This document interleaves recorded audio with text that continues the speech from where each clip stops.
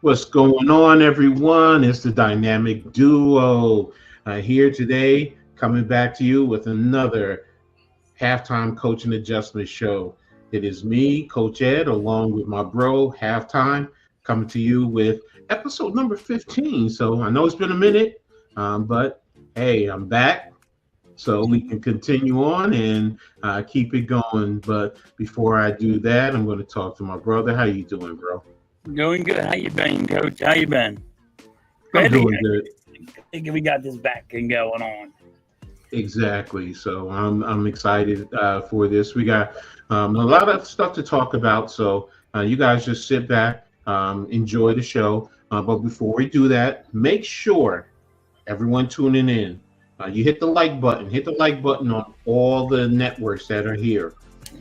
You have the Hardcore Sports Network, the Aboriginal Sports Network. You have Philly Halftime, and you have myself, Coach Ed Gladney's Amazing World of Sports. Make sure you hit the like button there. If you haven't subscribed, subscribe and hit the notification so you know when we post new content. And everybody, share on all your social media platforms. All this is free. It doesn't cost you anything. You know the old saying, if it's free, it's from me. So I'm ready to go. So I'm gonna go ahead and tap into the chat. What's going on, AK? How you doing, bro? You guys had me crying earlier this morning, man. Yeah, definitely. What's up, little G Griffin? Thanks for tapping in. You're a big Phillies fan, so hopefully, the Phillies will get that win today. So, Art Cool, what's going on, man? Good luck with your Thunder later on. So, exactly, man. No. What's up, David? How you doing, man? So, Mitch, what's going on, man?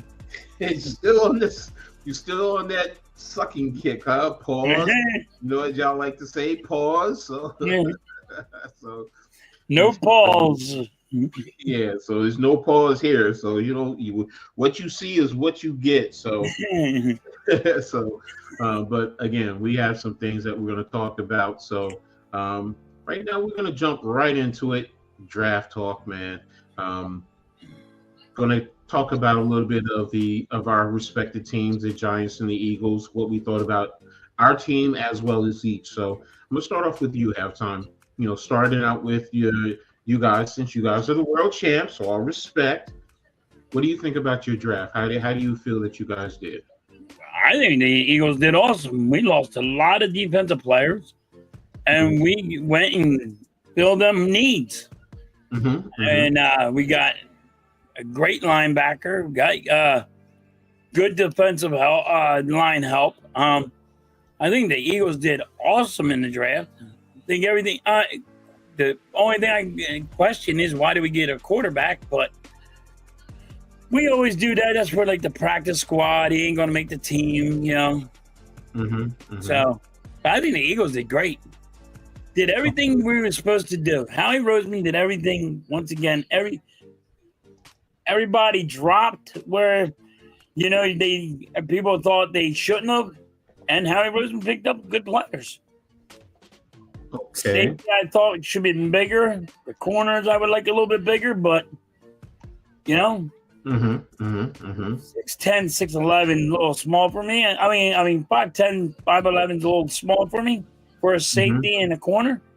But I like him at the 6'1", 6'2" area. But you never know what they're going to be. Let's see what happens. Well, I will tell you, getting Campbell, man, that was a steal for you guys in the first round. Yeah. And I know you traded up one spot, which was smart because you don't know what's going to happen, and especially if that's a player that you want and he fills the role. So, and I'm reading ESPN, asking where's he going to start, and it just says it depends, where he's deployed, off ball. You have Bond and N'Kobe Dean. And Jeremiah Trotter Jr. So, but he's someone who can come in and definitely play. And he was a top player coming out years ago to Alabama, and I think it was an injury that helped drop him, so you guys can end up getting him. So, The one pick that I definitely like, and I'm like, oh my gosh, this is going to be a problem, is Ty Robinson out of Nebraska. I've watched this kid, man. This kid is a baller, man. If you watch Colorado, you could see when he played Colorado how much problem he was giving them. With my Scarlet Knights, he gave us problems too. So definitely think that that's a player that's going to definitely contribute. And plus, he's on the interior line where he can fill in if you end up losing a player, but he just adds good depth to you guys. So, but yeah, you guys did a good job. Picking up, you did get a quarterback, Kyle McCord. Now, some people may not like Kyle McCord, but I'm telling you, if he's developed properly, he can definitely be someone down the road that, if Hurts, gets hurt, he can come in and still steady the ship for you guys. He's not a bad quarterback. Played at Ohio State before finishing out at Syracuse. So, and I think he's a good player. You got two offensive linemen, the center from Boston College and Hinton from Michigan. Michigan usually has those physical type of players that fit in the run game. So definitely will fit in well with you guys. So, I think you guys did well. Cameron Williams, another big offensive lineman from Texas, definitely. And my gosh, man, because there's players that you guys picked up that I wanted for the Giants. In one of my mock draft, Antoine Powell-Ryland, I had him going to the Giants in the 5th round. And if you watch him, he's pure pass rusher. He's a pure pass rusher. Yes. But definitely quick off the edge. He played at Florida before he ended up at Virginia Tech, but definitely can play. But he's small. Yeah, I know he's small, but that's his own downfall, though. He's small, but he's quick as shit now. Yeah, but that's the point. He's situational. You bring him in. That's why he went late. You say, okay, fine. Now, if you get him in a weight room and he can add on some good mass, then you can see things happening with him. So, and there's one player, an undrafted free agent. He was one I also mocked to the Giants. Out of Rutgers, Colin Pierce, local kid from Trenton Central in New Jersey. He went to JUCO, and when he came to Rutgers, he actually walked on because the kid was 400 pounds. He was over 400 pounds. Yeah. He worked his butt off to lose the weight and ended up being a starter at Rutgers and an all Big Ten caliber player. So you guys did a phenomenal job. I don't know the rest of your undrafted free agents, but overall, I think you guys did a good job. So I was definitely pissed off as a Giants fan looking at your draft and getting Holland Pierce. So listen, I'm here all day for the bust the gut. Ooh, yeah, bust the gut. Yeah, just she better like that AK. So I like the Cowboys draft. Okay, Arco, I hear you. So they didn't do bad. Dallas didn't do bad either. We did a good job with the limited cap space. Sounds like the Giants. I'm not worried at all with how these guys develop, and if they want, they can be good on this team. So you guys just did well to replenish your cupboard. So I think you did very well there, in the draft. And, you've got players there who can contribute. Worst case scenario, you throw them on special teams and let them continue to develop. Yeah. Like you said, you filled in spots in your defense, two linebackers, the cornerback from Central Florida. I think he's a sleeper if you can develop him. But, like you said, I think you said he's the one you worried about his height. Yes, I'm worried about his height because he's only 5'11" or 5'10". I'm like, but I'm a guy that likes 6'2", or you know what I mean. I like the tallness. You to me, you always gotta have height. Well, don't forget you put him in the slot. Right, but I like the height. Yeah, no, I get you. And that's what I wonder. If he's quick twitch, if he's a quick twitch type of a player. Then you might want to put him in a slot because you're going to play some speed, quick receivers who can give you a two-way go, and he needs to be able to turn the hips and adjust and go quickly. So yes. So, but overall, I think you guys did good. For my Giants, You got to be pumped about your Giants. Oh, no, I'm definitely very pleased with what the Giants did, man. Carter, I've been following him. My only concerns with him was, number one, injuries, because coming into the process, he was dealing with a shoulder and I believe an ankle injury, but everything, is supposedly all right. What's up, LRP, man? Thanks for tapping in, man. I appreciate you. Great content, giant content creator. Definitely runs some good spaces. So got nothing but love and respect for him. I think our biggest impact will come with Aziz and Uchave. Okay, yeah, Aziz. Just the biggest thing with him is injury. So right. That's one of the things that I worry. He got 6 sacks. He got 6 sacks for you, man. Yeah, and he was injured. He was injured and got 6 sacks for y'all. Exactly. So, hold on, Chad. What's up, Chad? That's right. Clap, clap, smack, smack. Jelly cakes, baby. So you know how we do. So, salute to the network. Thank you, LRP, man. Appreciate you. But yeah, Carter. Definitely, I understand why they took him. Yeah, did I have something else in my mock? Of course, and we'll get to that. I like that move. You know who he reminds me of, Coach? Oh. We go old school. Jerome Brown.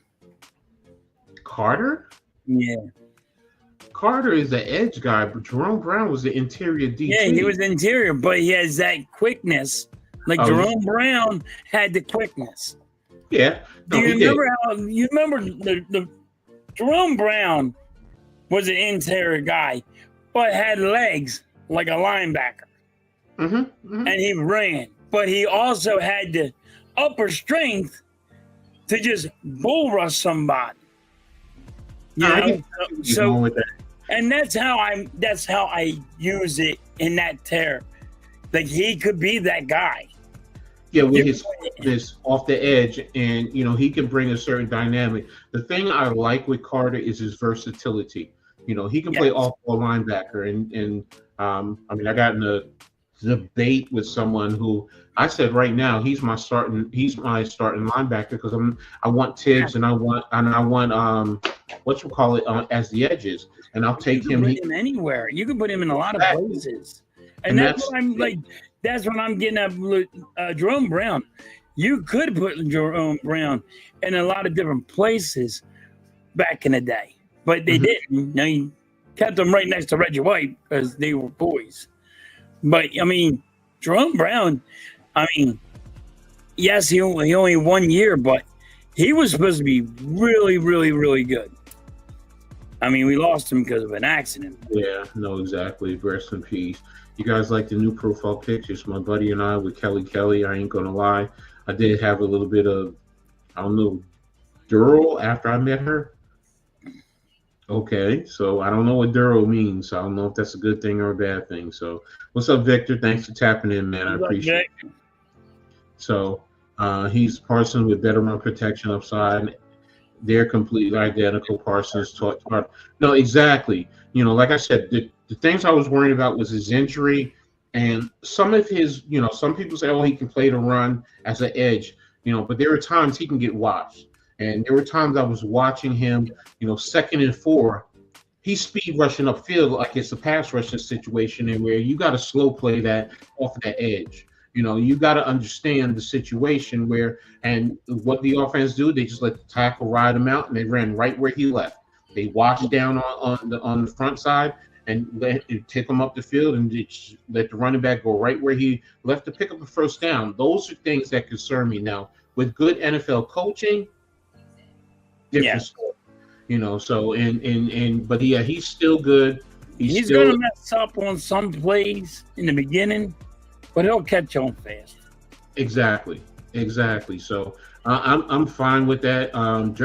Dart. Trading up for Dart to give up your second round of 34, to give up 99 in the third round and a third round next year. All right, fine. You're not giving up a first rounder, because look at what Atlanta had to give up to move up. They had to give up a future first. So for the Giants to be able to move up to get you, and look, Giants fans have been saying let Shane and Dable get their quarterback. Well, they got their quarterback. And if you want your quarterback, you got to move up. I understand there's the debate of you probably still could have got him at 34. Maybe you could have, maybe you couldn't. I don't know. But if you got to get your man, you go get your man, and you pay the cost. Yeah, but you didn't pay a hefty price. Exactly. I mean, everybody gives up a second and a third for just, what I mean? You can get your second. You can get a second back later on during the season. Exactly. You know what I mean? Exactly. So it ain't no big deal. You didn't give up a first. If you give up a first, a second, and a third, I'm like, oh, that's too much. The Atlanta Falcons gave up too much. And that's my point. So for the Giants to get their quarterback, hopefully of the future, and if Dable, if he, if depending on how the season goes, if he's here beyond that, hey, you know what? You got your quarterback, and do what you got to do. In the third round, you got a good interior defensive tackle who's young, who's developing, cause havoc. People talk about, oh, he's from Toledo, but he's played competition, and he went down to the Senior Bowl against high-level competition, and he wreaked havoc. What most people don't realize, he also played offensive line at Toledo before he went to the defense. So that's telling you he also has the offensive lineman mindset. He can read the offensive lineman. And that could be a good stabilizing force to help Dexter Lawrence, because one of our biggest issues was teams would run on us. Well, guess what? Now, if we could take away the run and make it a passing situation, that also enhances Carter, where now you change the whole dynamic defensively. Also to get when I said you get Scatbo in the fourth round, I thought he was going to be gone in the second or third round. That little running back is a beast. And I'm telling you, thank God, because for the Giants, too many times we would be third and one, fourth and one, and we go spread. Even when we had Barkley, we'd go spread. Mm-hmm. No, you need that strong physical running back who's going to go get you that yard sometimes. Yes. And he's that type of a back. So yes, he's a good running back. I was pretty impressed when you guys got him. Exactly. So I was ecstatic. I said yes. The Giants did what I wanted them to do. In terms of a lot of the draft positioning that you got. Hold on. Now you do have a rant, and I want to listen to your rant, because you wanted one man and you didn't get him. We're going to get to that, bro. I want to hear this rant. Yeah, I know you and a couple other Giant boys all full pissed. Yes. But now that you heard the real deal, well, I'm going to get to all that. I'm going to get to all that. Trust me. But let me finish with the Giants with their draft and their picks. Marcus Bowe, offensive tackle from Purdue. He could play guard too. He's even been projected to possibly play all five positions. But right now he's going to start as a swing tackle. But he's a good kid. Physical. He does have to get a little bit stronger, but he has a nastiness that when he plays offensive tackle, if he gets you on the ground, he's putting the elbow in the back of your neck. I love offensive linemen with that type of a mentality. They're coming right to your neck, and they're putting their forearm right in the back of your neck when you're down. Now, Thomas Fidone at tight end, I'm trying to figure out, because look, they haven't done well with tight ends, but we'll see what happens. And then Corey Black, cornerback. You were talking about you wanted a tall cornerback. He's a tall one. Now, he's good, great straight line speed, but sometimes he can get beat by good possession wide receivers who run good routes and get him twisted. So, but overall, I do like that. I do like some of their UDFA. So overall, I have to give Shane with free agency and with the draft and the UDFA. I honestly have to give them overall. I've been debating in terms of a grade A minus, B plus. So I'm gonna be positive and give them an A minus overall with everything right now. And they've done a good job in trying to reconstruct this team. So, what would you say about the Eagles overall in terms of a grading? I give them a B minus. The Eagles. I give them a B minus, and like I get everything they did. They did everything they were supposed to do. Harry Roseman went and picked up all the guys that he was. Every need that you had circled, they got. Mm-hmm. And you got to think, Eagles won't just won a Super Bowl. They've been to they went to 2 Super Bowls in 3 years. Mm-hmm. You're going to lose a lot of guys. And here we are just sitting here and keeping us still in the playoffs. You don't see the Eagles saying, all right, we're going to lie down now. We're going to be the Dallas Cowboys and not be in the playoffs no more. And we're not going to be, they're always got to go up. And Howard Roseman's doing it. It's going to be harder because, Eagles just won a Super Bowl. People are going to want more money now. They got their ring. Now they want to bring in the bag. So they're doing good though. Exactly. I gave them a B minus. Okay. It was good. I was happy with it. I just want to say, listen, all I gotta ask about Dart is those frames. A couple people like his glasses, so hey, whatever floats your boat, man. If you like them, you like them. So like them. So, Nick, thanks for the love, man. Miss being back here, being out there when I was down, but hey, always thought about this in my family, and that's what kept me going. So. I heard you had some shades going on one of your streams, Coach. You were wearing shades. No, it was actually this light that I have, and I found out that I can change the tone. It was so bright and it was hurting my eyes that I was just like, that's what I got. Look, if you see those sunglasses, I got freaking so much light is going here. Because if I turn them down, it's just so dark.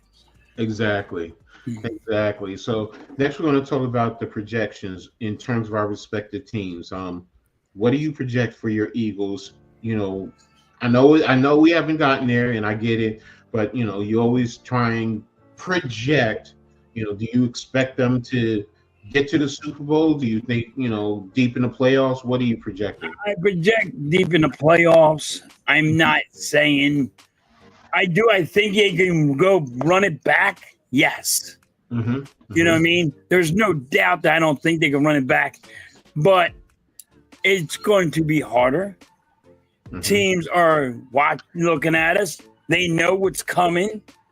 They know the look of Saquon Barkley now, this offensive line. They know how things are going to be ran.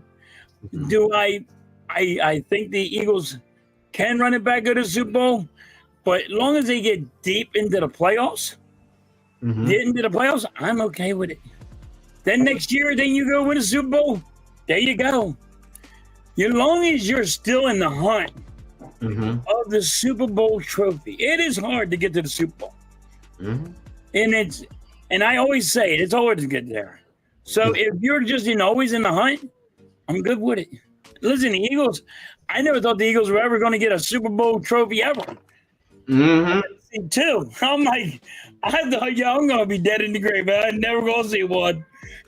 Dude, I still got goosebumps of them winning, and I get to see them. But I'm not that guy to go, run it back. It's you're gonna take some bumps and bruises on the way. So if we get into the playoffs, I'm happy. I'm not one of them fans.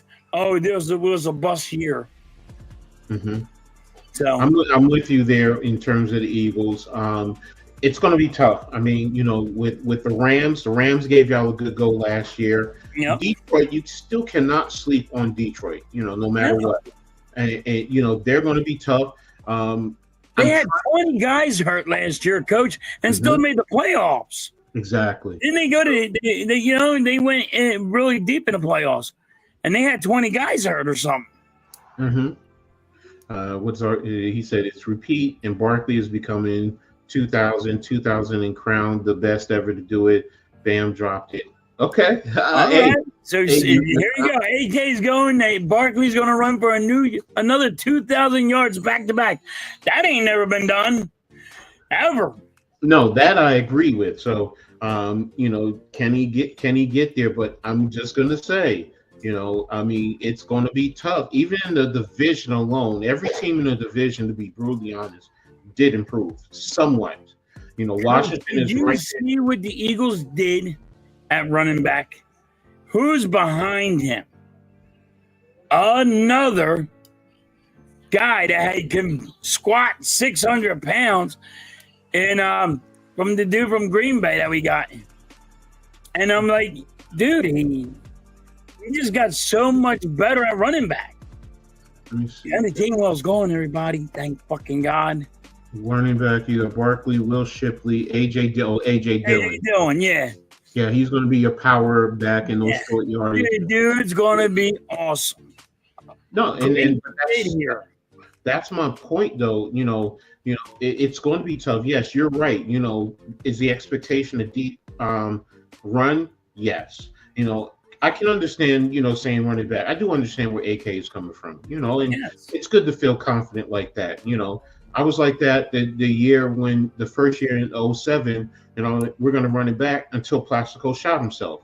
Then it changed the whole dynamic. So I get it, but, it's still going to be tough, and that's the whole thing. It's going to be tough. It ain't like when you win the Super Bowl, you get the worst. When your lineup's good.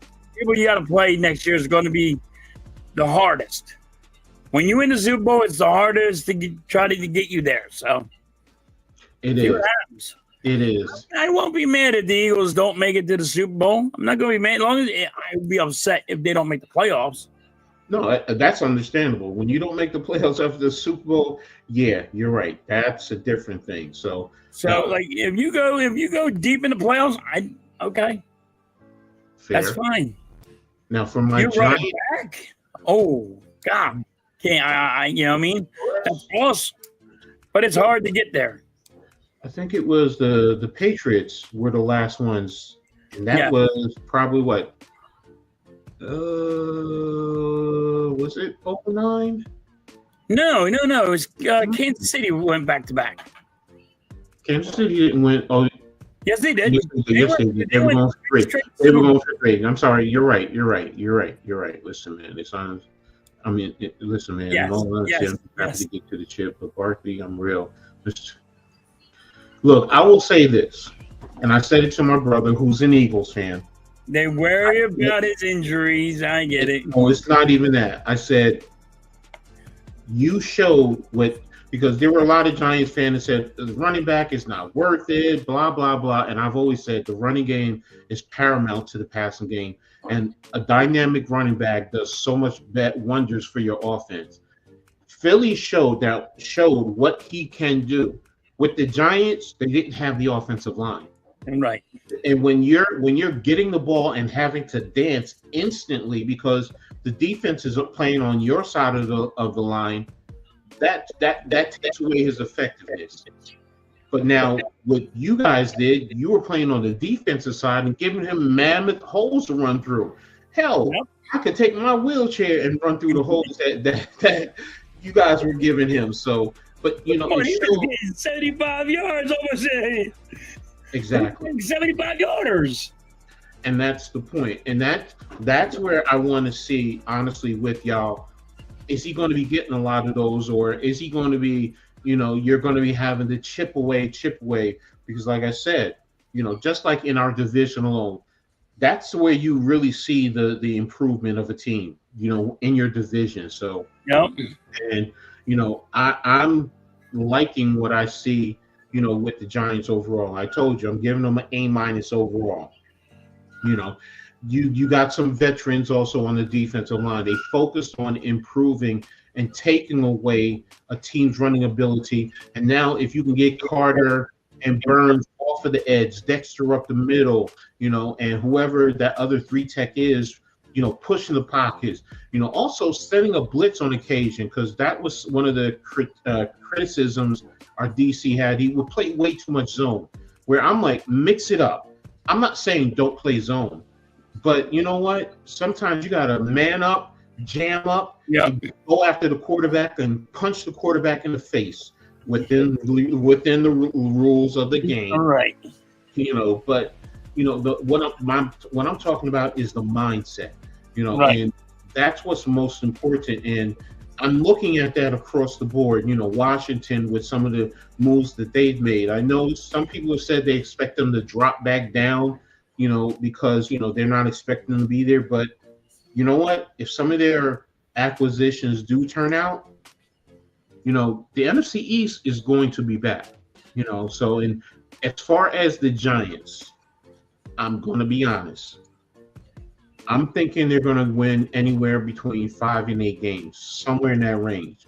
Okay. Now, my biggest thing, more than anything, because if they're an atrocity, another 3-win season, Shane and Dable are definitely gone. Yes, but now they should have went last year, because that's Saquon Barkley, and you lost your safety, McKinney. And when you lost them guys, I'm going to tell you now, I thought your freaking general manager needed to go. One of them needed to go. When you lose them 2 major pieces, I really do think somebody should have been on the chopping block. No, I agree with you there, bro. I do agree that someone should have been terminated. Sorry, getting me my little snacks right now. Gotta get my little cookies. But do I think someone should have been fired? That's what I was saying. I think they both should have been gone. But Shane has done a good job this offseason with a lot of the veterans that he brought in free agency and then the draft. So let me see what happens with his acquisition. So I think overall now. So. And if it don't work, if he gets only wins another 3 games, somebody needs to be on the chopping block. That's my point. Now, if they're doing 5 to 8, but they're in every game, and if you're losing the game by a touchdown, last-second touchdown or field goal, it's going to be pissed off. But if you're 6 games, first of all, you're doubling what you did last year. That's the first thing. You're doubling what you did last year.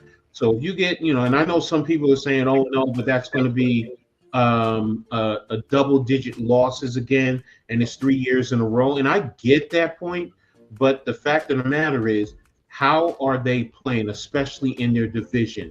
Are you getting mollywopped, or are you out there, bless you, are you out there competing, with the opposition? So if you're 6-7 wins, but you know what, you have a handful of last-second losses or close losses, then that tells me you're progressing.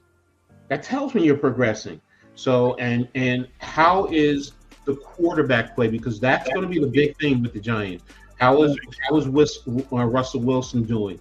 If you see that, you're out of playoff contention, okay, and it's late in the season, then you want to put Jackson Dart in and see what you got with him, because he's going to be the key to being developed going forward. So I've gotten away from the chat room too.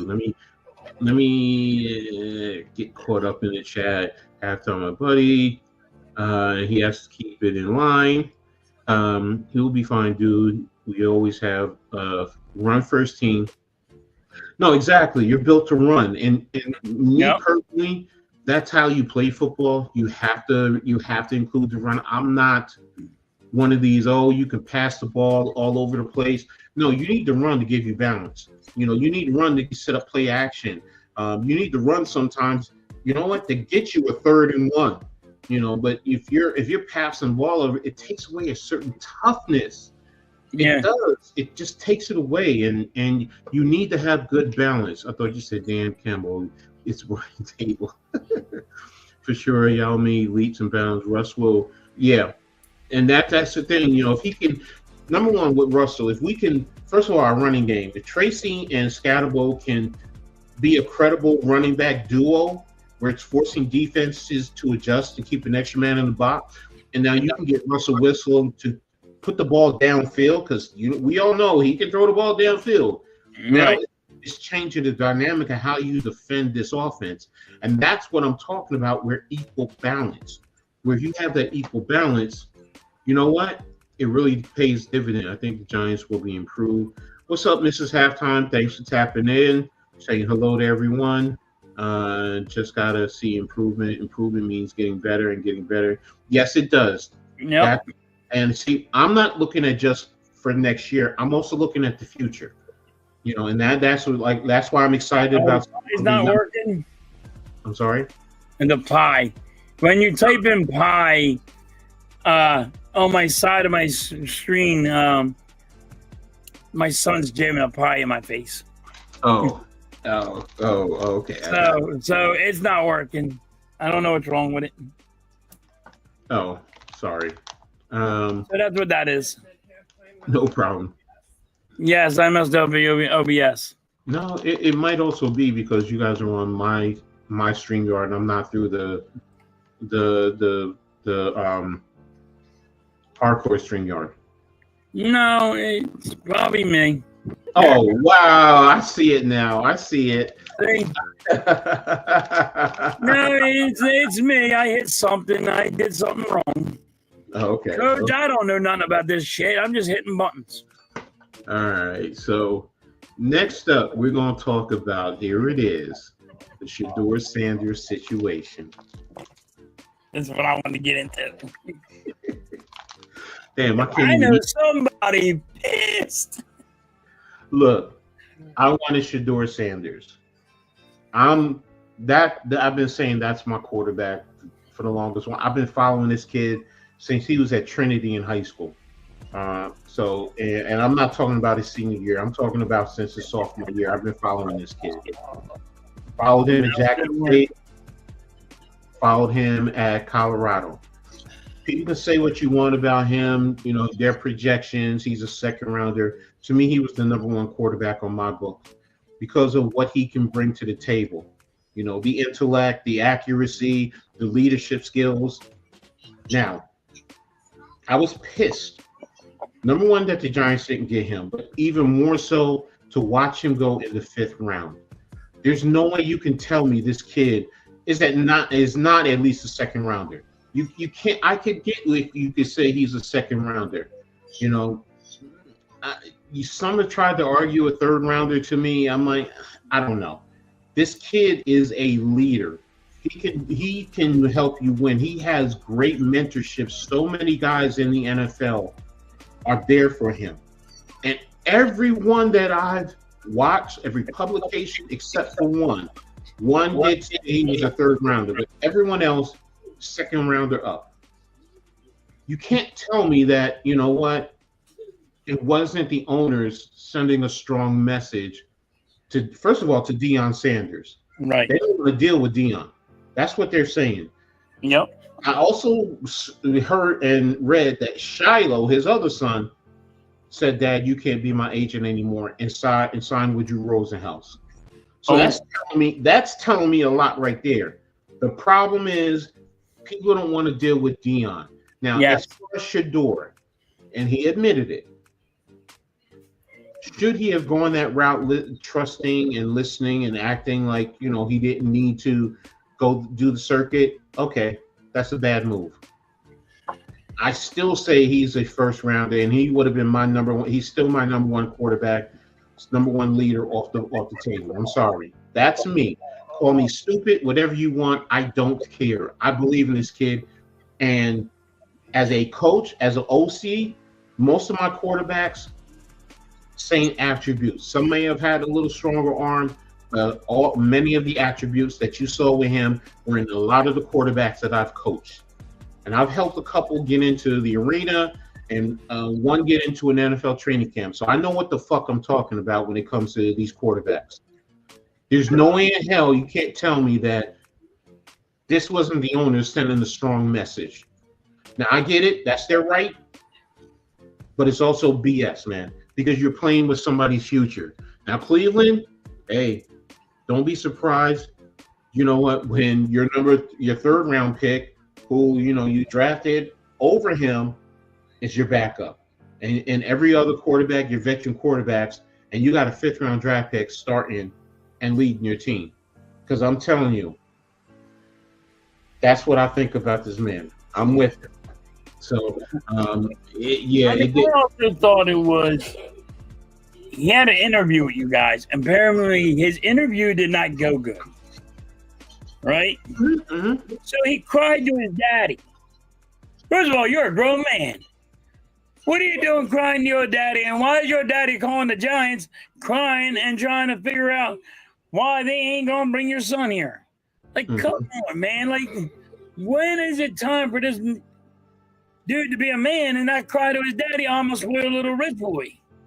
Fair. Well, that's where his dad has to get. He got legendary written all over friggin' his house because he's supposed to go top, 5 or whatever it was.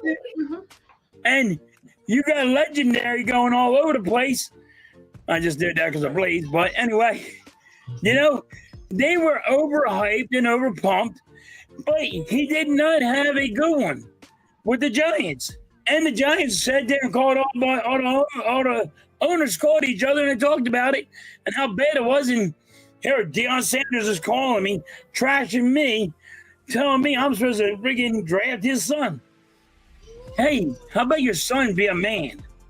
Not go cry to daddy that he didn't get he had a bad interview.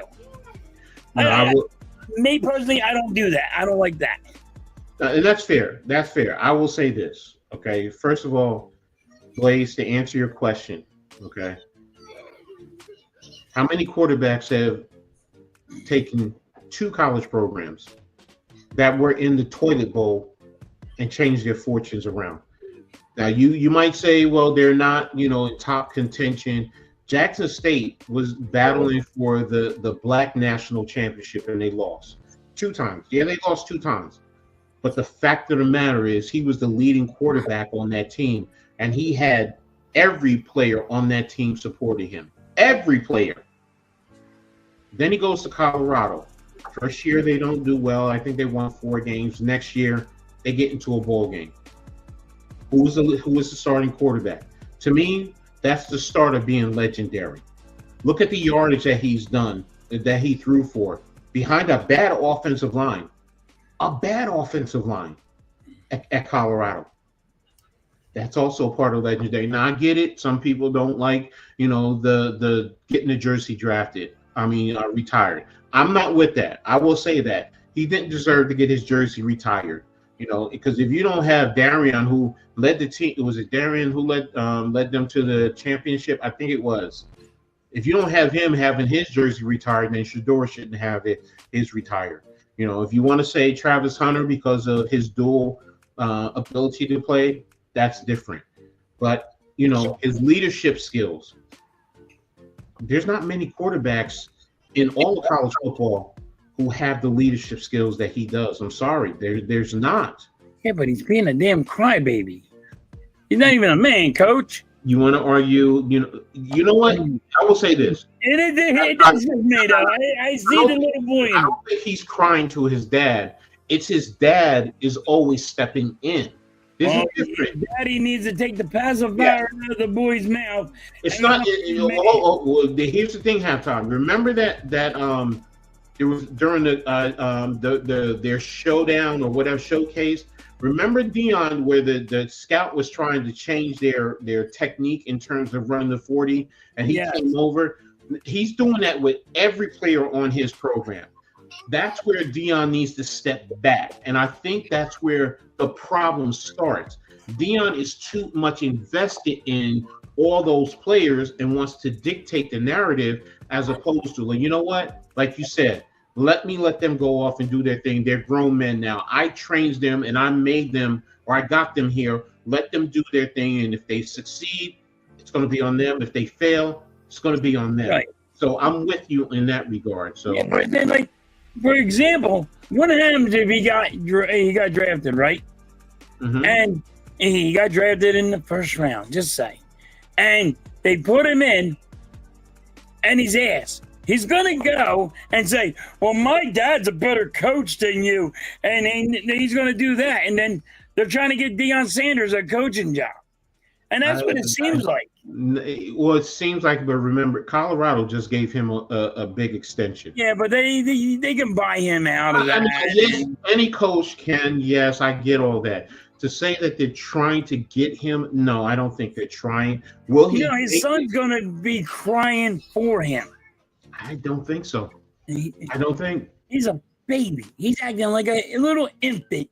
He had a bad interview, and he told his daddy about it, and his daddy had to go call. No. I don't think. The thing about it is that's where I think the Deion is the one that led him down that road, because Shador has said, I think I got some bad information, and if I could have done things differently, I would have done things differently. Now, he's already said that. So that's already telling you, yes, he was trusting his dad. He's trusting his dad, and he's seeing that, you know what, where my dad is leading me is wrong. And then you're getting drafted in the 5th round. So that's a message that the owners are sending to Deion Sanders. Look, you're in college, mind your business here, leave us alone. If we got to come talk to you about a certain player, give us your thoughts and your insight, but that's it. Don't interject at these, you have your showcase, and we're coming down and we're trying, because that's what the coach is also trying to do, is see if these kids are coachable. Right. Like if they're trying to, look, this is what you do, da da da da da, and then you go from there. But if he's coming in and he's interfering, then but we can keep going, but let me get caught up. I'm disappointed in his Giants interview. Look, I'm disappointed also. I said the same thing, Mosley. I said first of all, it doesn't make sense. Why would you the routine? Tom Brady is your mentor, one of your mentors. You don't think he's going to tell you this is what they're doing? Yeah. And you know what? That's on him. And I hold him accountable for that. You screwed up. And that's where, the trickle down is going. So, yes, I'm with all of you guys. I don't like that. How much of his success was Deion, though? I think people were scared of, because no one knows if he can play without his dad. You want to argue he hasn't played without his dad and this is going to be the first time? Okay. But, is his dad as a head coach? See, people think his dad is the head coach. He's always there every step of the way. I will look at more Pat Shurmur, this past season, because I think Deion left him in Pat Shurmur's hand, because Pat Shurmur, offensive coordinator in the NFL, and did well. Didn't do well as a head coach, but he's been a head coach in the NFL, so he knows the tricks in the trade. But you want to argue about, his dad? Yeah, he's been there. His dad was an OC in high school, and then his head coach, so I get it. But I still believe in the kid. I think Trevor will help change those programs as much as Blaze. I'm not saying none of them. Deion helped change the program. Shador, Travis Hunter. I'm just saying people want to take what he's done out of the equation and act like he ain't do shit. Sorry, yes, he did. All right. If you want to go watch his film, go watch his film. He throws a catchable football. He throws it where his receivers can catch it and still gain yak yards. That's still doing something. That's putting his players in position to go out and do something dynamically on the football field. But Travis Hunter, two-way player, things that he's done, his playmaking ability, elite. I still believe in Shador. No one's going to change my mind. Any hot wrestlers today? Okay. Cut the cord, Deion. Yes, I agree with that. Same thing. And now look, y'all are talking about Shador, but he needs to do the same thing with Travis. He does the same thing with Travis. It's just that everybody looks at Travis because he plays two-way and he won the highest minutes, but he does the same thing. He does the same thing with Shiloh. Shiloh cut the cord. He said, Dad, no. Dad, no. So is this a LeVar Ball situation? You want to argue it? I can't argue against it, Arco. Yes, I think it is. I can't argue with it. It makes sense, but I still believe in the talent. That's the point. Yeah. I'm not talking about the situation. I'm talking about the talent. But why not study the playbook for the? Yeah, I agree with you, Blaze. Yeah. I agree with you. That's on. I'm not arguing that he screwed up on the what you call it, bro. I mean, if he thought it was in the bag because of his name. Yes, I give you that. I give you that. That's one of the biggest things. He thought he was gonna get handed this so easy. He didn't have to do nothing. His daddy said, "I ain't gotta do. You ain't gotta do nothing, son. You got this in the bag," and it didn't work out for him. But here's the thing: if you're getting this in your ear all the time, you also are going to believe it, and you're going to say, "Well, this is what my dad and my dad is one of the elite players in the NFL," and and it's I can understand him saying, "Oh, I ain't got to do this." And I've seen other kids do it. Look, why are we just making it seem like, oh, it's all about Shador? There's other players who have done the same exact thing, and they didn't do anything until their pro day, their showcase.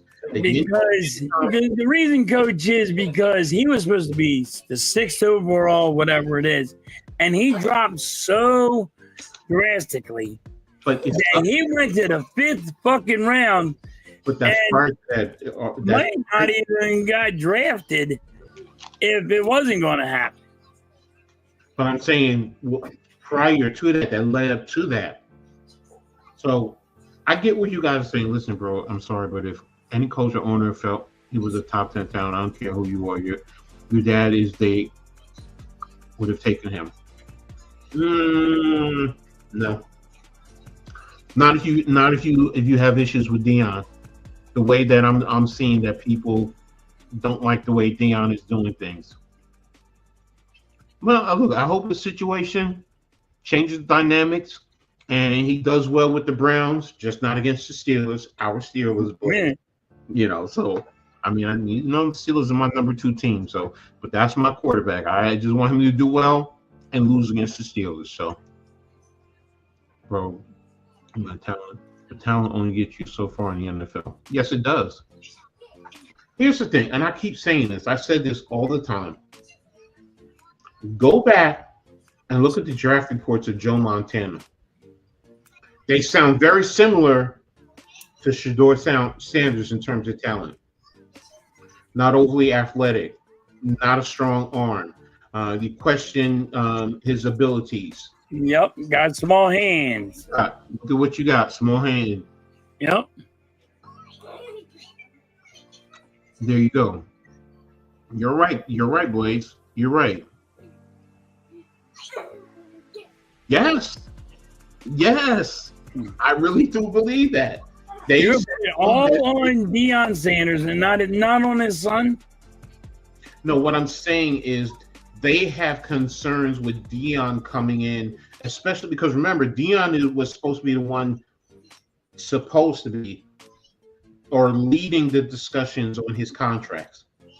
So they felt like that would also be a problem. So I just think it's, hey, I just believe I believe it's that. What are you saying? Wait a minute. We just had an epiphany. Oh, okay.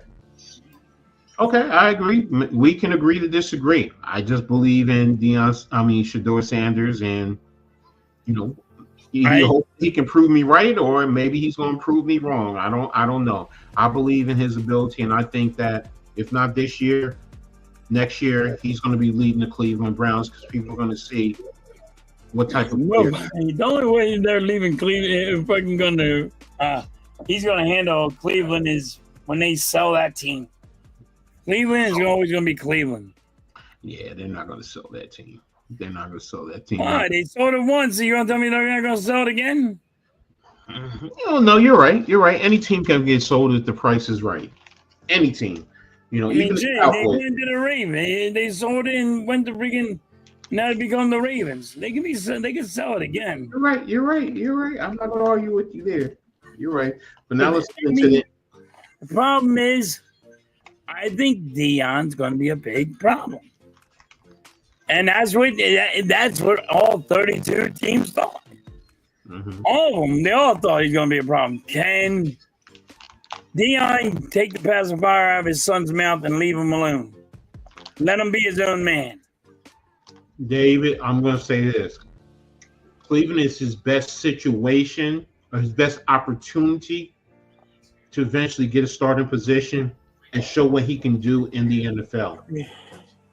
And that's what it boils down to. But you know what?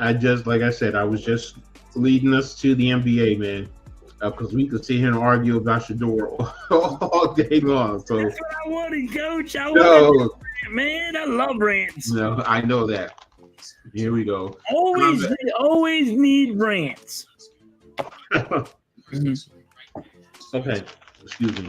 Now we're going to go ahead and we're going to talk about the NBA. We're going to start in Eastern Conference with the playoffs. Hold on. Wait a minute. I got to get ready for this. Okay. I'm ready now. So right now with the playoffs in the Eastern Conference, we're going to focus on the Eastern Conference. So, you had the Cavaliers sweep the Heat, totally dismantle the Heat, and win it 4-0. The Pacers beat the Bucks 4-1. The Knicks beat the Pistons 4-2, and the Celtics beat the Magic 4-1. So you have the Cavaliers versus the Pacers in the second round, and the Celtics host with the Knicks. So with the first round, any surprises with each of the series, or did they go according to what you expected? What you really expected. Okay. To me. Not to some people, but to me. Okay. So you weren't surprised that the Cavaliers swept the Heat? You didn't think the Heat could at least get one game? No, I thought the Cavs were just going to sweep them. I really did think they were just going to spank them. Yes, he got in there, but did they really deserve to get in there? They barely got in there. So I thought, I didn't think they had a chance. I mean, you could have been a nice guy and gave them one. If like some people probably said, oh, well, they might win one. But did you really expect them to win one? Not really. Okay. The Bucks and Pacers. I mean, for the Cavaliers and the Heat, I did think the Heat would get one. I thought it was going to be a 5-game series, but hey. See, you were being a nice guy. That was just plain nice. That was just being a nice guy giving them one. No, I just look at I always look at the trends. I always think about, you know what, in the playoffs, your game steps up a little bit, and teams still at least get one. So they at least get one. So the Pacers and the Bucks, I did think it was going to go a little bit longer.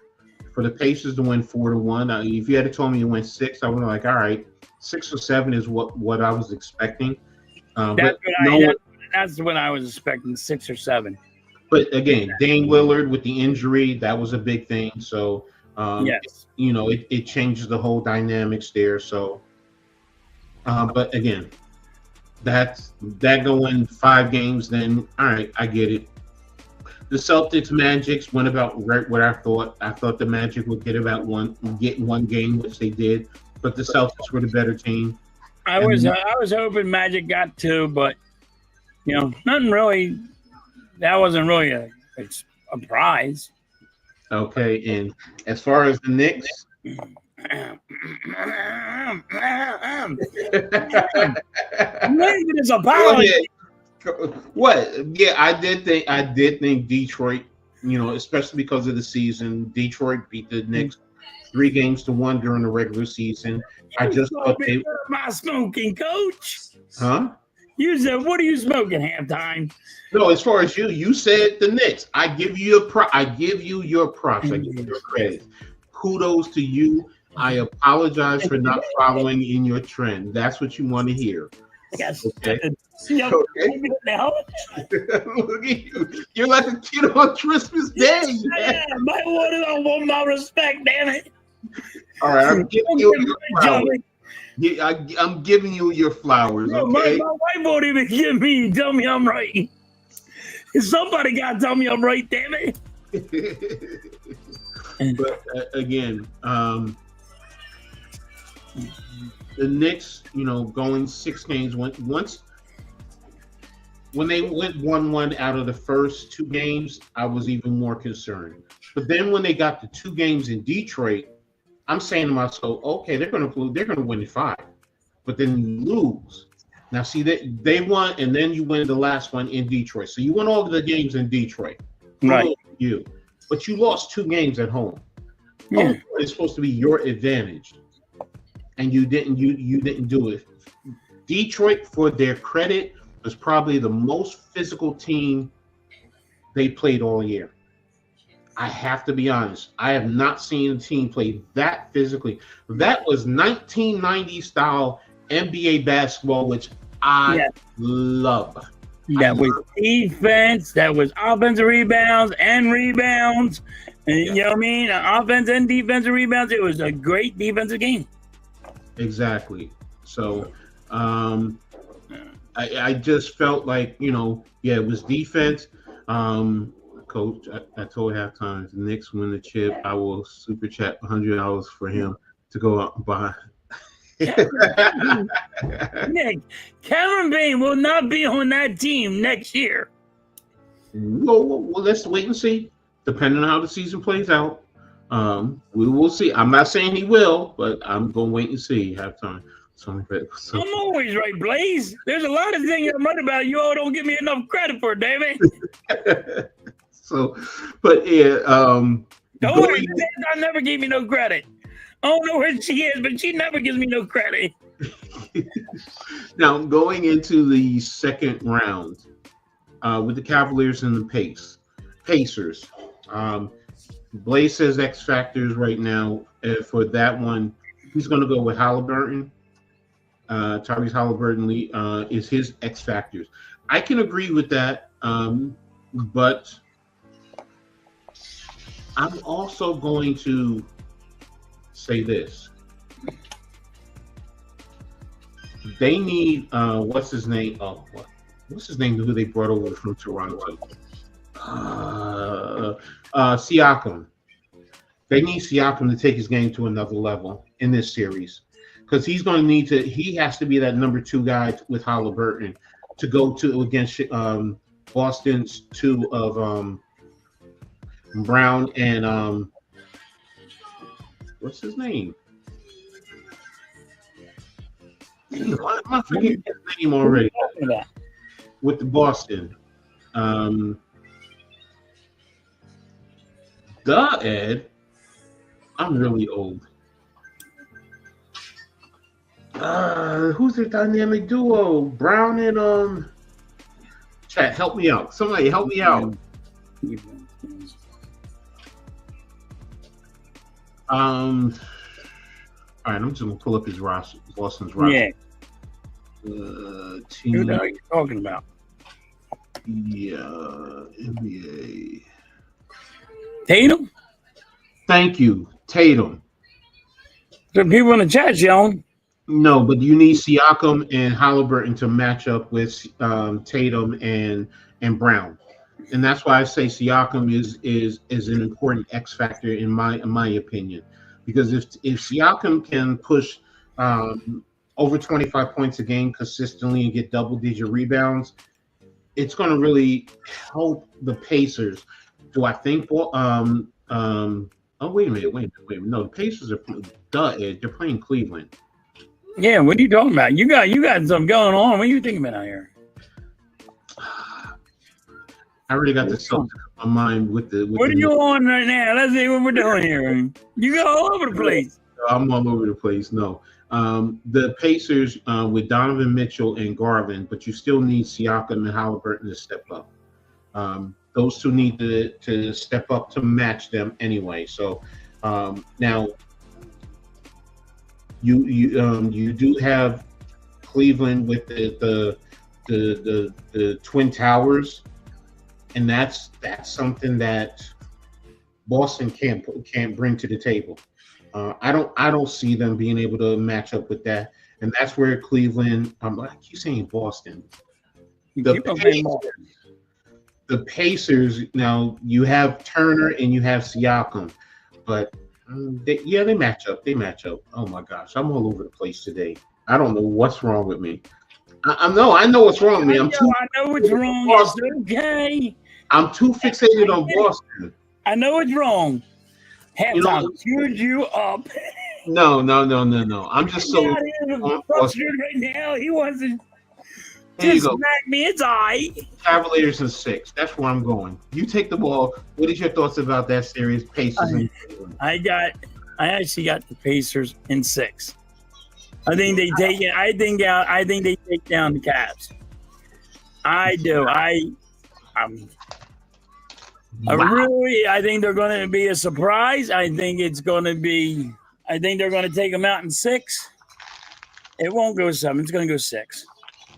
But I got them showing up, and they're going to have to play the Knicks.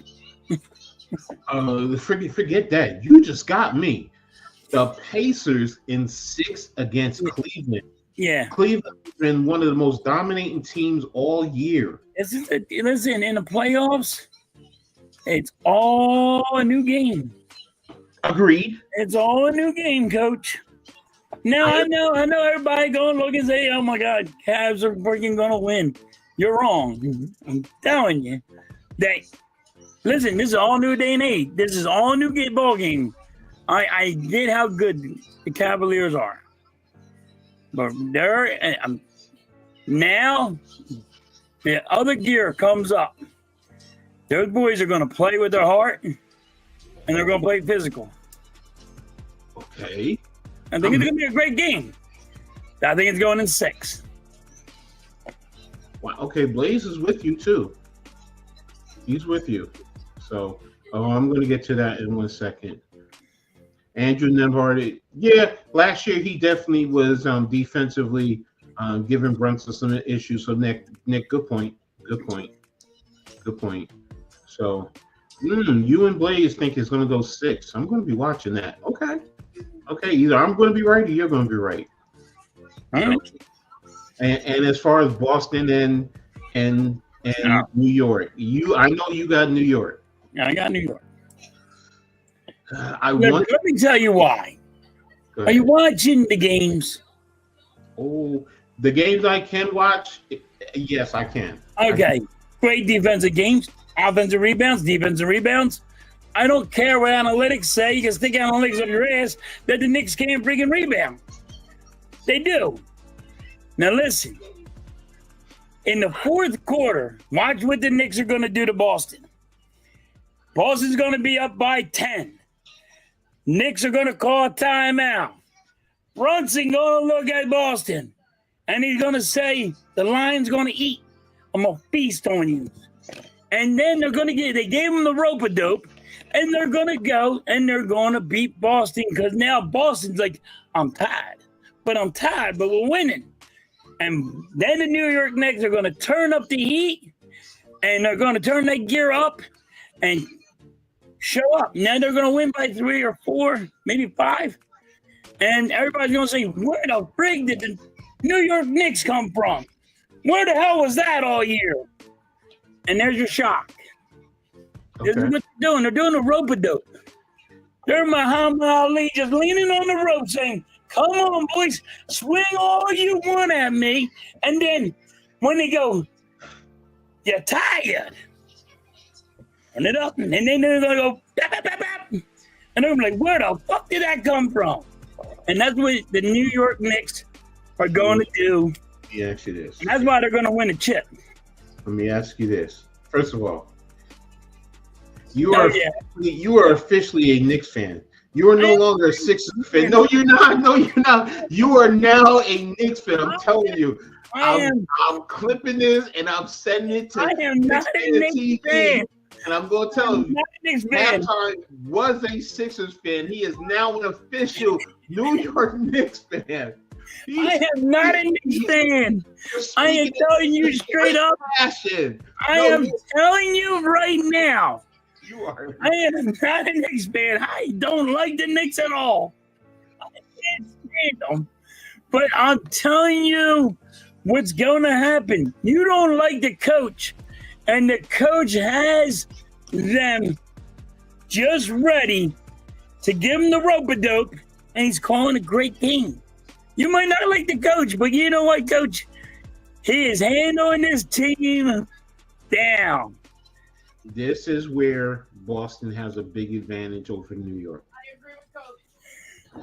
Cameron Payne gonna go. Boop, boop, boop. Okay, Cameron Payne, I get you. Deuce McBride, but you're pretty much 7 guys that you're going, maybe 8. Boston goes 10 to 11 deep. Hey, maybe I'm wrong. We get to find out Monday. Big body Brunson, yes. Well, you know what? We're going to find out Monday. The game's coming. And when I say win the game, you know what? I'll be like, man, when are you going to start celebrating? I will say this, big body Brunson, but I also call him Captain Clutch. That's what I call Brunson. So they're coming. Boston going to be tired. People are Boston going to be tired. New York Knicks are going to friggin' tire them out. I'm not smoking dope. The Celtics I don't care. They go deeper than the Knicks. Yeah, and I'm not saying it. No, I meant that purposefully. They're gonna be tired. So they're gonna be like, "Yo, is it bedtime yet?" And they're gonna say, "Not yet." They're gonna say, "Not yet." He is Philly, New York.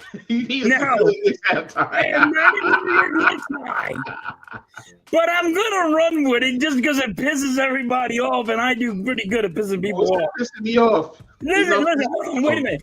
I got a New York Knicks guy here, and he's against his own fucking team. I don't know how. Oh, he's against. I'm not against that. No.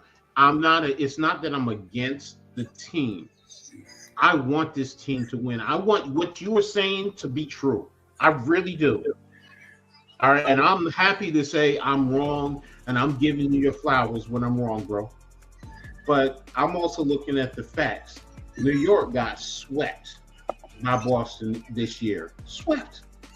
They got swept by Boston and Cleveland and OKC. The playoffs. Those are different. It's a different game. They are. Yes, they are. Way different. I don't care how many games they lost. Didn't they win like 53 though? Yes, they won 50 plus games, 2 years in a row. Okay. So yes, doesn't that mean anything to anybody? No, or is it just like, you know what? They don't deserve to be in here, and that's how everybody takes it. The Knicks don't deserve to be in here. No, they deserve to be in the playoffs. It's just that, you know what? To be honest, they got to prove it. Because right now during the regular season, I get what you're saying, but when you get swept, and it's one thing to get swept by one team, but the 3 top teams in the league you get swept by, yo, that's a hard pill to swallow. Now, I hope I'm wrong, and I hope I get egg in my face. Y'all can put the egg in my face and rub it down from the top of my head all the way to my feet. I'm happy to get cooked like that, but I'm also being honest. Tibbs does not do a good job in terms of his. If it wasn't for Brunson being hurt, they would have had 4 players who would have been tops in minutes in the top 10 in the league. 4 players.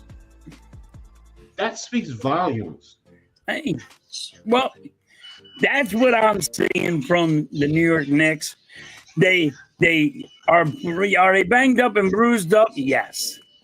But guess what? They're putting everything on the line. They're playing with a lot of heart, and the other teams are not as. I'm telling you now, they're going. Now, Coach is laughing at me. No, when they don't do it, I'm telling you. No, Blaze. Oh. He said something to deep throat.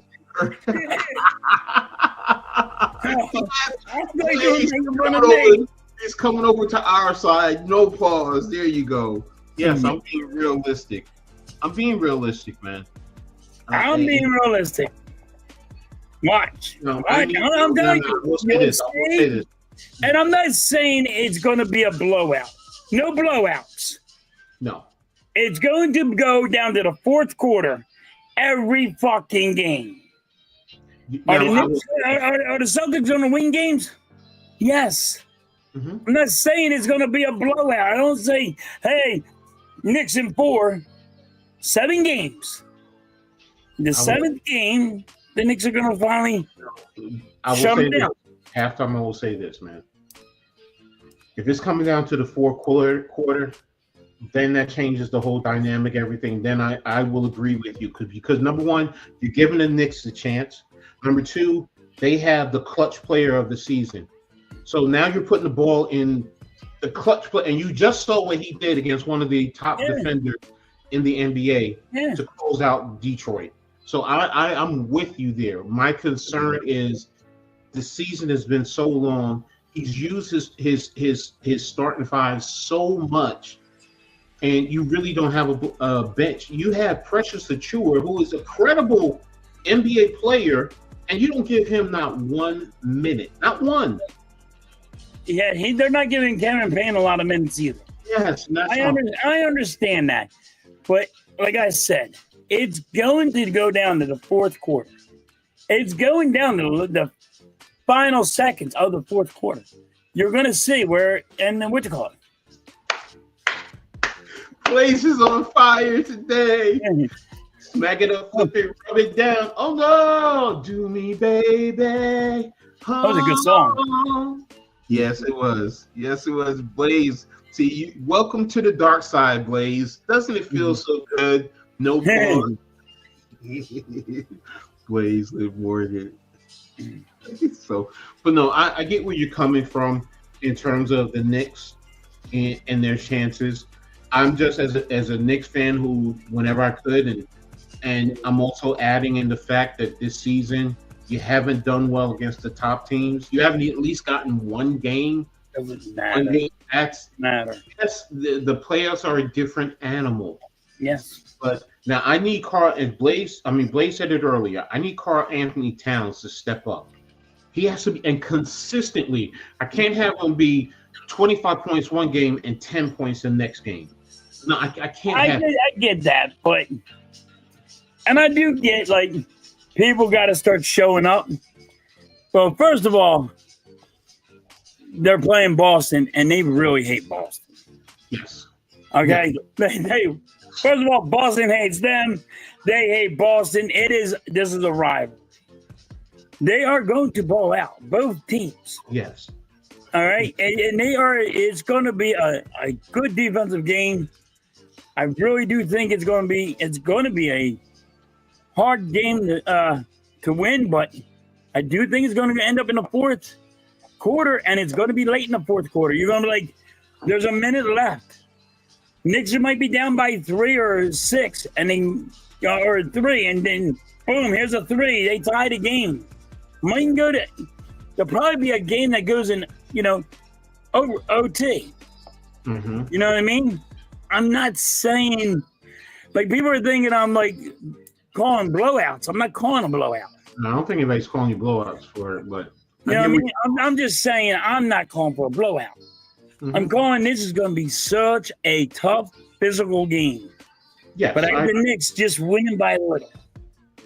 And the W matters. And all they're doing is going to get the W's. They don't care how pretty it looks, how many points they win it by. But, I mean, everybody is just going to say Boston wins everything. Okay. I'm just saying this. If New York can get one of the two in Boston to start the series, it changes the whole dynamic. So I'm with you. I'm with you there. I just have my concerns. That's all it boils down. No. You have. I get your concerns. I get they don't use the bench right. You know what I mean? But yes, Cameron Payne should play more minutes than he don't. They don't use their bench. They use all their guys. But in the fourth, if you watch them coach, and they call that timeout, it's when they turn that other gear up. I don't know where they get that gear up, but they turn that other gear up. I turn that gear up. They got the energy, and the other team looked tired. Mm-hmm. And I am not a New York Knicks fan.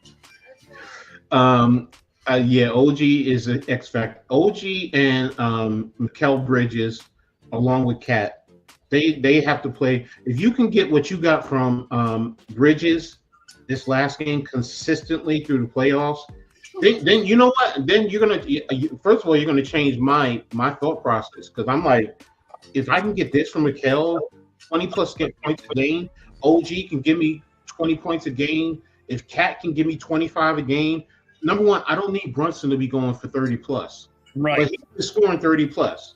So if he's still scoring 30, then it changes how Boston has to defend the Knicks, first and foremost. You also, then you put pressure on Porzingis. He's going to have to step up defensively more than anything. The game is Monday, right? Yeah, the game is Monday. What time Monday? I believe it's 7:30. Hold on a second. Scores Monday, 7:00 on TNT. All right. So I'm probably gonna jump on, man. I don't know, but yeah, New York X Factors, and then Cameron Payne. He has to step up. Nick says it. One of the reasons he hasn't played because he's getting into foul trouble, which is fair. You also need Deuce McBride. Maybe in 9 minutes, 10 minutes. Yeah. Deuce McBride also is another one who has to step up. Knicks are your second favorite team. No, they're not my favorite team at all. I hate the New York Knicks. You don't understand. I don't like New York. Don't like nothing about New York teams. I hate them, actually.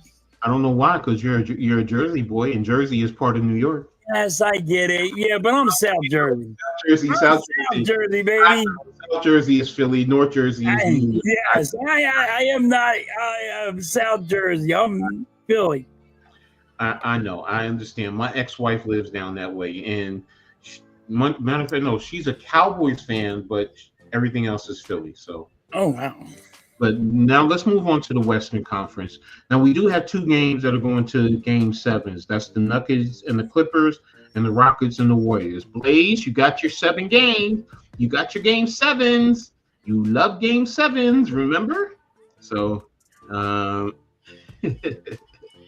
he loves the way Cameron played and Payne plays. But going back to this. The Clippers, I'm a little bit surprised it's going 7. I thought the Clippers would win in 6, but kudos to the Nuggets. I mean, I didn't trust the Nuggets because number one, you don't have a head coach. You fired your head coach right before the playoff. There's such turmoil there, but that team is gotten together and they're playing as a team. Now the Clippers are good. Harden steps up on occasion, and he's been doing his thing. So it's a great series. If you love Game 7s like Blaze does, then this is what you want. So yeah, there you go. I love Game 7s. I love the way you work it. No Diggy. I love the way you work it. No Diggy. Blackstreet. So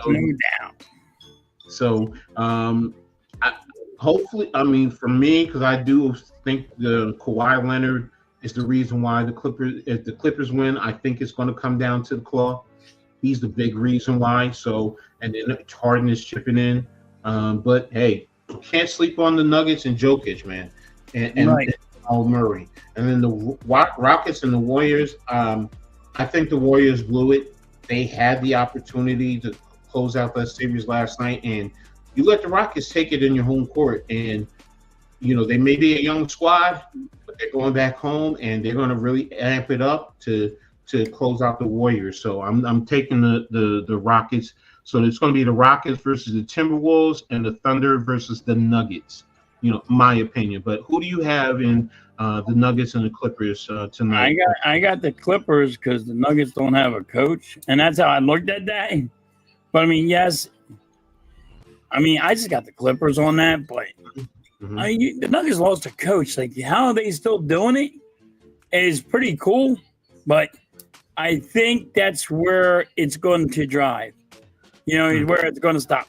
No, I do not want Ben Simmons to go any further, but he's going to. Yeah, he's saying that but don't forget they also have one of the top coaches in the NBA too. So right, Michael Porter Jr. when he gets hot. No, he is, What's up, Mitch? Halftime. Can you name one player on the Rockets? No. Man, I don't know nobody on all these teams. You do on the Knicks? I know the Knicks. I know the Knicks because I got the Knicks winning it all. Yeah. No, I do have the Rockets winning. Yeah, I think the Rockets will win, and then then it becomes Minnesota and the Rockets. I think Minnesota right now is playing phenomenally with Ant Davis. You have Julius Randle, and then Mr. Frenchie Gobert. Wow, I mean, they have good size over there. So I'm going to pick if right now it doesn't matter. Minnesota's going to be either Golden State or the Rockets, in my opinion. Yeah. Timberwolves are going to win. Yes. And then they're beating the Rockets or which one? Yeah. And then when you have Denver against the Thunder or the Clippers, whoever, I think the Thunder will handle them also. So that's my. Yeah, I don't see a big upset. No. That would be a big upset if the Thunder lose. Yeah, either one of them teams. Exactly. So. Yeah, I like Anthony Edwards. Yeah, I think most of us like on the Timberwolves. Yes. Yeah. Yes. See, I know that guy jerk offs. He said halftime likes Logan Paul. I don't like Logan Paul. So. See, Coach. This is the things I got to deal with. I feel you. Well, now we're going to go ahead and move over to Major League Baseball. So for those baseball fans in there, so we're going to start with the standings, and I'm going to start with the National League. In the NL East, you have the Mets on top. They're 22-11. The Phillies are 3.5 behind at 18-14. The Braves are 14-17. Washington is 14-19. The Marlins are 12-19. In the Central, you have Chicago 20-13, right there close to the Mets. The Reds 18-15. The Brewers 16-17. St. Louis 14-19. Pittsburgh 12-21. And before I go any further, I hope that person who fell at the Pirates game, I hope he recovers. I know he's in critical condition, but hopefully he'll recover. And I think he was drunk. Yeah, I mean, I don't know. I just heard someone fell. So, and then out west, the Dodgers 20 feet high. I'm sorry. It was 20 feet high. He dropped. Yeah, I think that's what it was. So, what college did Anthony would go to halftime? Yeah, you're a Yankees fan now since you're now. See, I'm not a Yankees fan. I definitely ain't a Yankees fan. So, but going out west, the Dodgers are finally on top, 22-10. San Diego's right behind them, a game and a half back at 20-11. San Francisco is 20-13, 2.5 back. Arizona is 17-15, 5 back, and Colorado is 6-26. They're the worst. They're the worst. Yes. Now the American League, you got the Yankees at 19-13. Boston is 2 back at 18-16. Toronto 16-16. Tampa 14-18. Baltimore 13-18. In the Central, you have Detroit on top, 21-12. Cleveland 2.5 back at 18-14. Kansas City 17-16. Cleveland needs to change their damn name back, please. Let's not even get into all that, man. You can also, I'm not even gonna touch it. You got 13-20. Chicago at 9-23. In the West, you got Seattle at 19-12. Athletics at 18-15. Houston at 16-15. Yeah, man, they need to be worse. Texas at 16-17, and Los Angeles Angels at 12-19. And Mike Trout back on the IR as usual. So I can't believe he's back on the IR again. The dude gets hurt more than anybody in the friggin' in sports. yes, he does. Yes, he does, man. And it's And baffling. Philly fans wanted him because he likes the Eagles. I'll pass. He's a South Jersey. He's a South Jersey boy. That's Yeah, why. he's a South Jersey boy, and like, I'll pass. The dude is fragile. Now, the Dodgers finally being on top. For the longest while, it was San Diego or San Francisco, but the Dodgers now are the best team in baseball. But the Mets are like a half a game behind. Yes. In the National League, is going according to what you expected in terms of the teams? Like say in the NL East, did you expect the Mets to be on top? Right now, yes. Okay. Right now, yes. But Okay. it's because Philly's still working out, bringing hitting. The Phillies and the pitching of the pitching with the Phillies is the same shit like they did last year. You can't if you're not going to change nothing, you're going to only get the same result. You're not, you know what I mean? You're not going to be better. You're going to go down a little bit. Exactly. Hold on a second. I'm going to. So when you go get a better pitcher and you get better bullpen help, that's you're moving up. Other teams are moving up because, like the Mets, they went and got players. The Phillies did not do nothing. They said, we'll be good. So, yeah. I did, like, the only thing that's, now here's, people are going to think this is a hot take. At the end of the year, I think the Braves will probably be where the Mets are. And people are going to think that's a hot take. I don't. I think, by the end of the year, you'll see the Braves drop. I think the Nationals are better than the Braves. I think the Marlins are better than the Braves. And I think they're going to drop. Okay, it's RS for runs scored and runs against? Yes. Okay, so the Mets are plus 58 in the runs scored, while Atlanta is even at 128 in terms of total runs scored, which is why they're roughly where they are. So is that a product of, I guess it is a product of their pitching as well as their hitting. Yes. They need to do a little bit better there. So the Cubs. But I don't think you're going to get any more from them. I think that's where they're going to be all year long. And I think everybody else would jump up. Minus 80. Ooh, Colorado is really a bad team then. But the one thing I always look at is, your 10-game window. That usually tells me how things are going. And, you're looking at right now, Cincinnati and the Dodgers are at 70% the past 10 games. So right. You might be right. I mean, right now the Mets, to me, in terms of being in that they're in New York, it's all about Alonso and Soto. And Tuesday we were looking at Soto. Soto is not playing well. I think he has 4 home runs. He was like in the mid 200s in terms of batting average. So, and for the Mets to be, tops in baseball, that says a lot to me.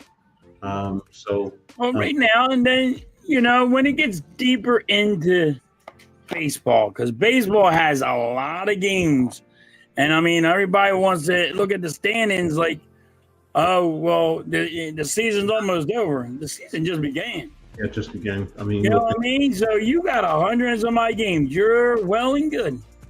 Yeah, the Mets only played 33, so yeah, it's a long one. So, and then when we look at the American League, I mean, the Yankees. Right now, they concern me because a lot of it deals with the pitching. Yes. It just seems like every time I can understand losing to the Detroit Tigers or the Guardians, but when you lose games to like Toronto, Tampa Bay, Baltimore, the Royals, teams like that, we haven't played the West as of yet. That says a lot. But Detroit is playing some good baseball, man. They definitely are. Cleveland has surprised me. I mean, I thought they would be a little bit better in terms of the winning percentage. I thought they would be tops in the I Central. thought they would be a better team too, but Yeah. let's see. I mean, like I said, there's a lot of baseball left. Yeah. So like they might come and start getting something going on. Oh, look at that. Kansas City is 80%, 8-2 in the last 10. Okay. Same thing with the Athletics out west. So okay, but I also think it's some product of who have they played too. So but it's going to be interesting as we continue to go forward.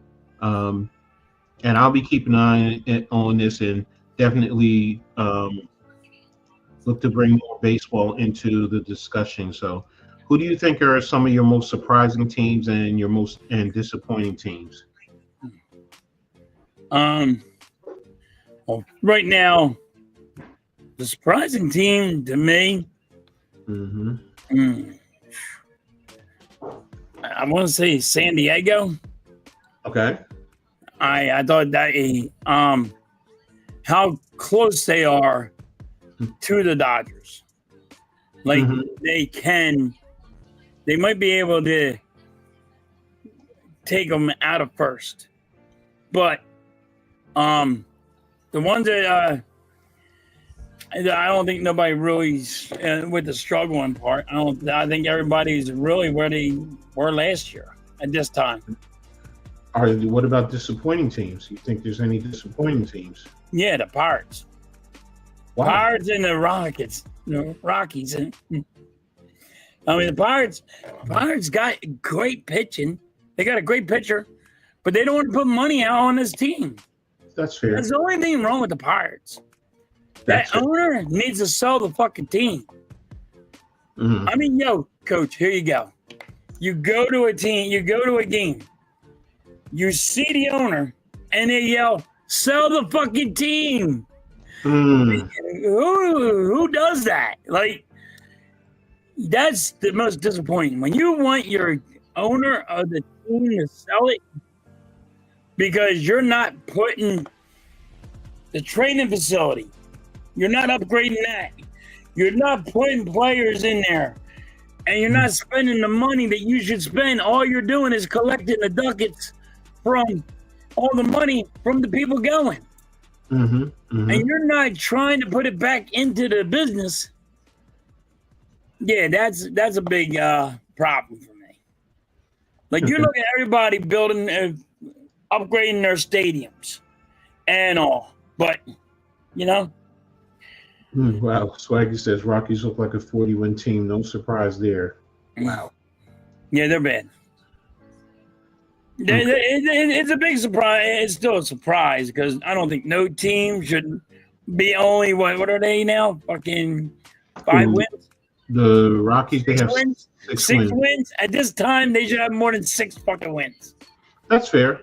Even on an off day, you should be able to get a win. Well, as far as disappointing teams, call me crazy, but it's the Yankees for me.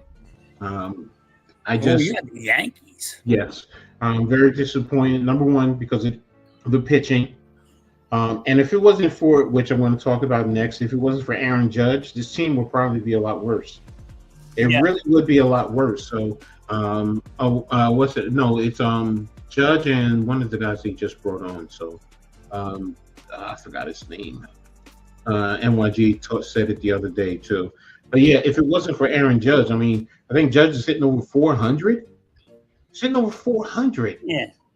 If it wasn't for Judge, phenomenal. He is phenomenal, coach. Yeah, and then the injuries with the Yankees, especially to the pitching staff. I mean, Cole, Luis Gill is out. I mean,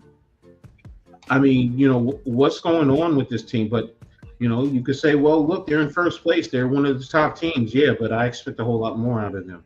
Right. So, but that's me. That's me, and I'm a big Yankees fan. So don't have to say he's now a Yankees fan. Half the Pirates are not disappointed. They are just.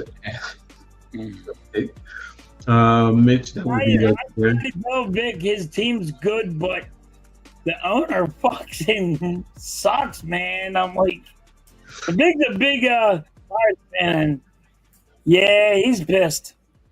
Well, I just led up to Aaron Judge for a reason. I mean, the kid is special, man. For me, he's special, and some of the things that he's doing. First of all, when you look at a man who's as big as he is, you say that man should be playing football. Yes, he should be playing or basketball for that matter. Or basketball. But and then to do what he can do on the baseball field and the level of athleticism that he brings, it's amazing. And I sit back and I watch it, and I'm thankful that he's on the Yankees, because we also have another big build type of guy in Giancarlo Stanton, who's always on the injury reserve, always. But and I look at Aaron Judge, and I'm like, this kid really is special. So, but I mean, what is your thoughts on that? Aaron Judge, he has he's a very smart baseball player. Mm-hmm. Like when he's up the bat, he's not just trying to hit home runs. All right, he is a placement hitter. What I mean by that is, all right, I need a double. I got to place this ball in a certain area with a bat, and he's hitting it. Maybe he's hitting it right on the foul line. Puts it right there where it rolls into the corner, and he can get a double because he needed that double. But he just got 2 runs in. You have to realize what that is. It's not that, but he can play small ball. He knows how to get the guys around the bases. But if you give him the right pitch, he's going to take it downtown. He'll launch it. But even if the pitch is not that good where he can get a home run, he can placement hit it. He can put the ball where he needs it in small ball. He can play small ball. He can be a placement hitter. He knows how to move his guys around the bag. And he's just smart. It ain't like he's listening to anybody. He's like, all right, this is what I'm doing. This is what's going to happen. And he moves his guys where he needs them to be. He's very intelligent. And that's why that's how it's very, to tell you about Judge, he's very good. I'm sorry. Is there anybody on the Phillies? I do like Aaron Judge. Is there anybody on the Phillies? Phillies. You think anybody on the Phillies is as special as him? No. Oh, wow. On the Phillies? No. Yeah. Okay. No, like I would tell you now, Coach, if I can make a trade for him, I don't care what they want. I would do it. Okay. David is asking your World Series pick right now in the early stages. Oh, my God. That's 100 games. You want the World Series pick right now.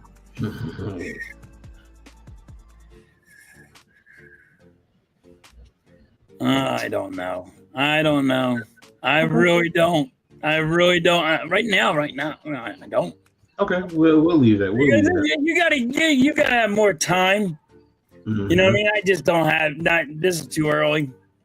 That's fair. There's 100 games in basketball. You know what I mean? That's fine. It's hard to tell. Baseball is way different than basketball and football, and I mean, shoot, I can tell you a team right now, and people would get hurt, and then you're like, oh, yeah, he went down the drain. Halftime got the Yankees winning it all. Okay, man. No, I don't. Man. Stop freaking trying to troll me. All right. Miss Halftime, Joan. Yes, you do. All right. I think I got to rub with you guys. You ain't got nothing on Mrs. Halftime. She's always on me. I hear you, man. I hear you. Hey, when the white. It's funny. The white talks. Yep. When the white talks, it's like, okay, just gotta be quiet. So, what do you have on the agenda for this week, man? Just, I go to work. It's really hard. I can't. It's so hard for me to say, hey, I'm going to YouTube here. And like today, I'm going to do the Phillies game. Mm-hmm. And I don't know. I can't, when I'm at work, I don't know if I'm going to be able to make the game or not. I get home at freaking 7 o'clock at night and it's at 6:40. So I might not get there. Gotcha. No, I got you with that. So I got you. it's so hard to tell, like, all right, I'm going to do this. I can't ever have a game plan. All right. Well, you got the Phillies today. Do you have a game tomorrow? I think there's a game tomorrow too. And So I'm then doing the Phillies today. I'm doing the Phillies tomorrow.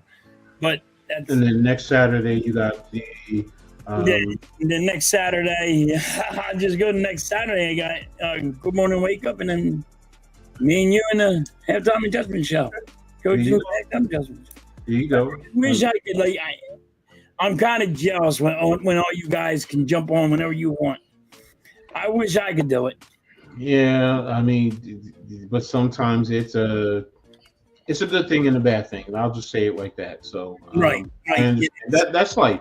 That's life. That's life. So Yeah, I got a family, so I get it. two Look, little boys. my kids are grown, so I ain't gotta worry about that. You see my little ones, my baby girl, she'll push me right out the way and say, listen, I'm the princess and I want to be on TV today. Yep. She wants to come in, that's fine. Junior wants to come in, that's fine.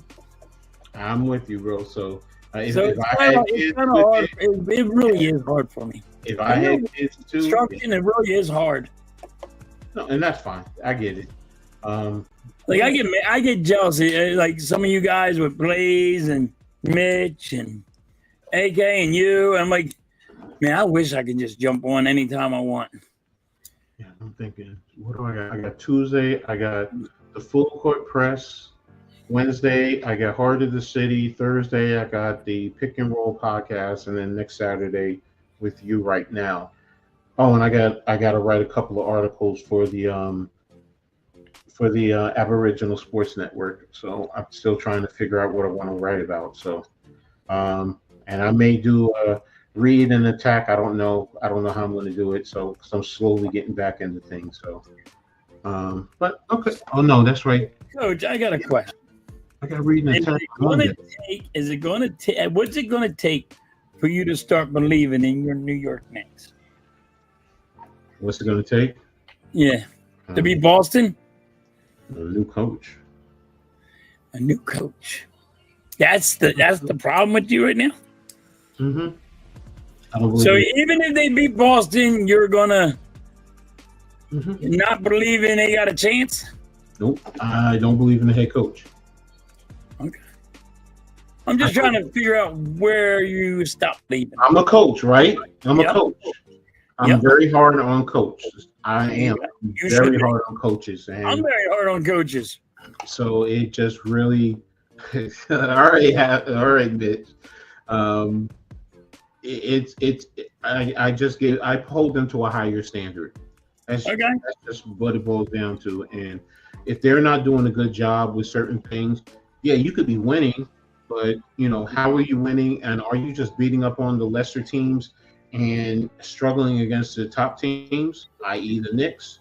Yeah, I hold you to a higher standard. So, but that's what it goes with the Knicks. Oops, shoot, my incense. There you go. But that's what it goes with the Knicks, man. I mean, I'm old school with Pat Riley, Jeff Van Gundy. If you really think about it, even back in the 70s, I mean, they had good coaching. So, and that's what usually helps you to win and be a successful team. And I'm not saying he's a terrible coach, but I don't believe he's a championship winning head coach. Okay. Now, if you tell me he's your DC on the basketball team, I think he would be that's why he did well with Boston when they won their championship. Right.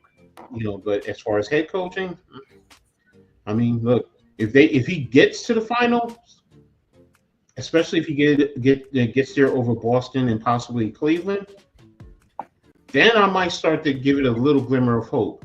And then there's also as crazy as this sounds, there's the jinx theory that's in me. Like when I played football, I wore the same pair of socks the whole season, and I would not wash them. Mm-hmm. My gloves that I had, I would not wash. They stink. They stink, and people would complain. I'm like, nope, I'm not doing it because it's going to break. I'm going to be a jinx. It's going to break. No, listen, I know about jinxes because I believe in that. So yeah, there's times when I'm like, okay, I'm going to root for them, and then they go lose. But then when I don't root for them, they win. So it's like, okay, I'm not going to root for you right now. You know what? I don't trust you, whatever. And so there's also the little, well, if I don't root for them, maybe they'll win type of theory. Right. As crazy as it sounds, and it is crazy, I admit it, it is crazy. It is not logical, but it's like, I'm superstitious. So I was born on the 13th. So like Friday the 13th, it's like, oh my God, it's the worst day in the world for me, especially when it's my birthday. It's like, so. I'm very superstitious myself. Like, I didn't have a jersey. I don't wear jerseys. Randall Cunningham got his jersey. What happened to Randall Cunningham? Blew his knee out. Carson Wentz. My wife gives me a T-shirt with just Carson Wentz on it. Blew his knee out. Like, I do not, like, I got my wife and Nitin Mackey Flyers jersey. He's a backup fucking goalie. Yeah. So it was our favorite guy. Love this guy. Right? And friggin' what happens? Christmas, I get her this jersey. She loves it and super excited. Yo, January 1st. Guess who's off the team? One fucking guy. So you want to talk about sitting there saying you jinx people? I jinx people. Like, if you make the team or you're hurt, one or the other, you are gone or you bringing just out for the year. So I jinx a lot of people. I don't have any. Yeah, okay, Blaze. Yep, you're right. You don't have any. Blaze, that's all you do is got jersey. You got jersey all over the place. Thanks for tapping in, man. I really appreciate it, man. Thank you. Sorry, halftime. No one cares if you wear a jersey or not. It's called coincidence. Google it if you remember how to. I remember how to Google Blaze. See what I got to deal with? See what I got to deal with? I get you. I deal with Blaze too on the Pick and Roll podcast, so I know what you mean. So fuck them, me.